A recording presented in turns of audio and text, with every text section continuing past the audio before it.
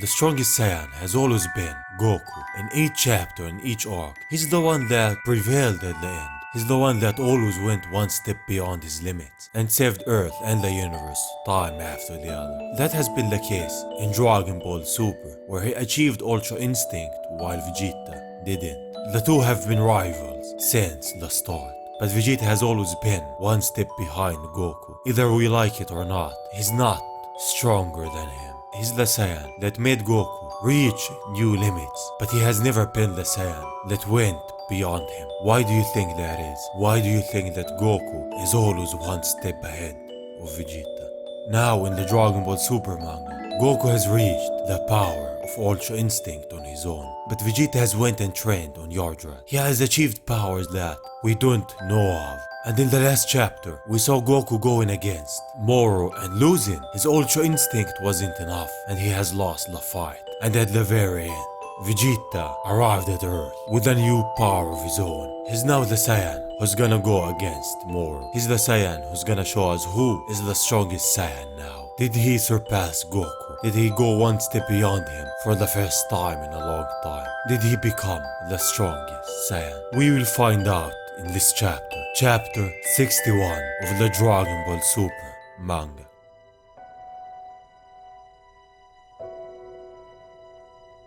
It all continues after Vegeta has arrived. He goes in with a punch at Moro. They're seeing a new Vegeta, a Vegeta that is a lot stronger than the last time that they've seen him. His punch knocks Moro back.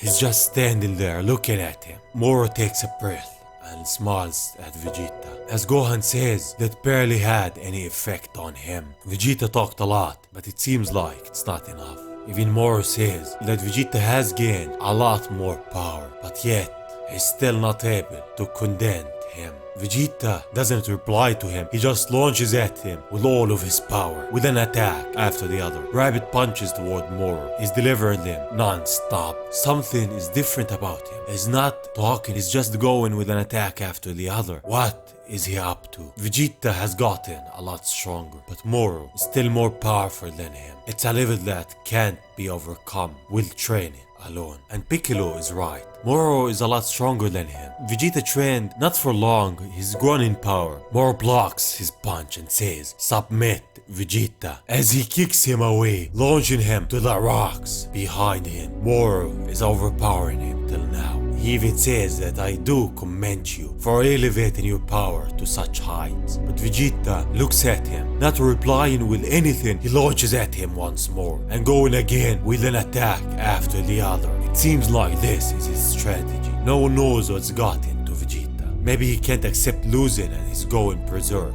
and I highly doubt that, as does Piccolo. Vegeta's never been one to misread an opponent's strength, and he's right. Vegeta isn't losing. This is something that he's doing on his own. Enough with this nonsense, Vegeta. He tries to grab him, but Vegeta dodges him. Then goes in with a punch straight on Moro's face. Then a kick on his stomach and goes in with an attack after the other once more. But Moro goes in after that and grabs Vegeta. He holds him up and smashes him at the earth beneath them. Something is different. Moro feels that something on his body is different. Vegeta gets up and smiles. Goku thought so, but what did he think? Vegeta goes in with an attack. Moro blocks it. Then Moro goes in with a kick that Vegeta blocks. With that, he powers up and kicks Moro. But this time with his kick, we see that energy is leaving Moro's body. With each attack from Vegeta, he's draining Moro's power. With that, Vegeta dodges Moro's ki blast and goes back to Goku. He tells him, "Vegeta, this new move of yours, it's," Vegeta tells him, "Force Spirit Fission." So what this ability does is with each punch and each attack that Vegeta lands on Moro, he drains him out of his ki. He takes the ki that he absorbed from him. So this is the new move that he learned on Namek. And this is where Vegeta has grown. With that, he launches back at Moro. Each attack that he lands sends more energy from Moro flying away. And we see where it's flying. It creates a giant energy pole up in the sky. Those are all the energies that Moro absorbs from all of the planets. As Vegeta goes in with the last kick, he drains more of Moro's energy. But as Moro looks up, he sees what's happening. He sees his energy up in the sky. Vegeta doesn't give him any chance. He launches him down towards the ground. Then he himself goes down. When Moro emerges from it, we see that he has reverted to his old self. What have you done? So the more energy that he loses, the weaker he gets. Vegeta tells him, all that spirit you stole it for yourself, those souls, that life energy, I've simply liberated them. Vegeta gets his hand up. Then he releases all of the energy that he has gotten from Moro, and it goes flying every direction. They leave the Earth to the vast universe. They're going back to where he's gotten them, to each of the planets. From in this place, they even see them. Those must be the energies from all of the universe, even from planet Namek. On planet Yardrat, we see the one who has stranded. The spirit energy stolen by Moro is returning to the planets it came from. Vegeta has did it. Back on Earth, Goku explains what force spirit fission is. It tears apart things that were combined through fusion or absorption. He can't tear even fusions with him, not just someone who absorbed energy. And this technique is gonna be useful in a lot of scenarios. Even Goku says that he has never actually seen it used before, so it's rare to see it.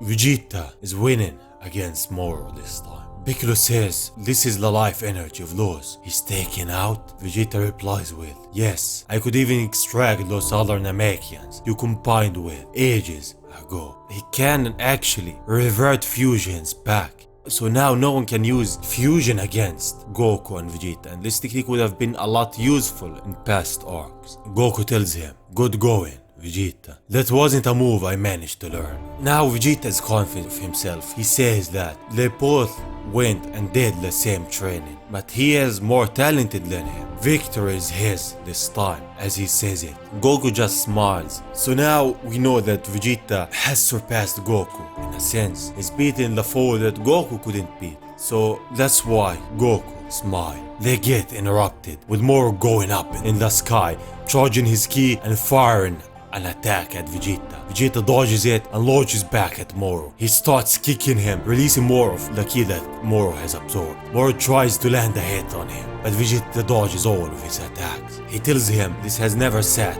well with me. Absorption, fusion, and all that stuff, it doesn't reflect one's inherent power. All I crave is a fair fight. And he's right. The power that Moro has isn't his power in a sense. It's the power of others as their fight goes on. So why don't you stop relying on strength stolen from others and simply fight with your own power? As he kicks Moro away, and it looks like this is it this time. As Moro gets up, it looks like he doesn't have a lot more power left from his looks. We see from the Earth a lot of kids leaving it, going to where it came from. And on Yardrat they explain, even if those planes got their energy back, they won't be revived. Too much time has passed for most of them. However, revival should be possible for tribes with potent life force, just like Namek. And we go back to Namek. See all of the inhabitants lying down at the ground. They get their energy back and wake up. They have been revived. And on Earth, the Namekian feels it. Number of Namekis have come back to life, not the ones taken out by Moro, but the ones who had their energy taken away from them. He explains that it may be the Dragon Balls that they left behind somehow protected everyone, keeping the planet and its life form from rotting away. I don't think this is the case. I think it's because they're Namekians and they can regenerate, so when they get their energy back they will just come back to life. Vegeta's still going at Moro, draining him with all of his energy that he has, until he coughs the last bit of energy that he has stolen. Piccolo asks Goku, did you ever think he could grow this much? He tells him, can't say I did. I didn't expect him to learn the new move or to get this strong. Piccolo didn't mean it in that sense. He can't get over how much he's grown as a person. Have you forgotten how, once upon a time, he showed up to invade the Earth? And now, look, he's fighting to protect this planet. More than that, it's like he's trying to atone for the sins of his past. Like what he did on Namek, or the terrible things he did as part of Frieza's army. And it's all because he met you, Goku. You've changed him, and he's right. Goku's the one that changed Vegeta. He's the one that showed him a new path, a new life, and made him the way he is now. And it looks like Vegeta managed to one-up you this time, Goku. And Goku even admits it. Yeah, but I will surpass him. Again, just you wait. The new strongest Saiyan that surpassed Goku. Even with his Ultra Instinct, even with his angelic power, Vegeta has surpassed him, has went one step beyond him this time. The strongest Saiyan who surpassed Goku's angelic power, Vegeta. He calls for Jakku and asks him, do you want this one captured alive, or should I eliminate him? Jakku tells him that he should eliminate him. I am no naive fool like Kakarot. You will regret ever breaking out of prison once you're in hell. Moro smiles and starts laughing. He says, I have no intention of going to hell. I will be too busy ruling over the galaxy for all eternity. He says with a smirk, I still have my magic. As he releases his magic and disappears, he flew up into the sky, so Vegeta chases him up. Moro arrives at his ship and absorbs one of his henchmen's powers. He starts draining 7-3's energy and says, I planned ahead and kept a backup inside you just in case. Vegeta arrives there and we see that Moro is absorbing 7-3 just like Cell is absorbing him. What is that? Vegeta's not gonna give him a chance, but he's too late. He fires a key attack at him, but Moro just smiles as the attack explodes. What has happened?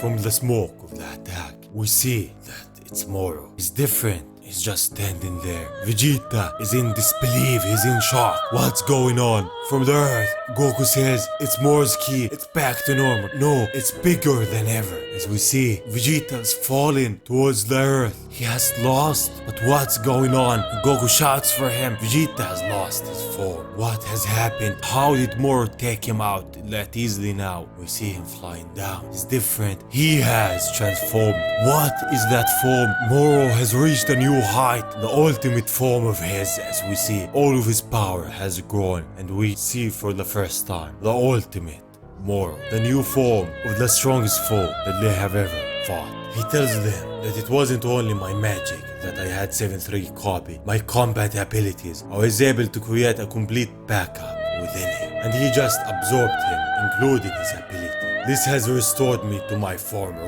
glory and more. You people came so very close, but not close enough. He has grown in power way beyond them this time, and they have no chance against him. And this time, and this is their last stand, the last stand of Goku, Gohan, Piccolo, and the others. What will they do now? And now that Moro has achieved a new form, will they win against him?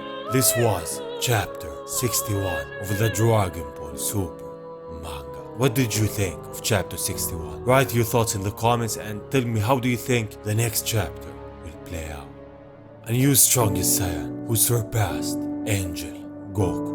The story of how someone has changed and proved himself. The story of the strongest Saiyan, Vegeta. Thank you for watching, and if you enjoyed, please subscribe, and saying that, I will see you on the next one. Bye bye.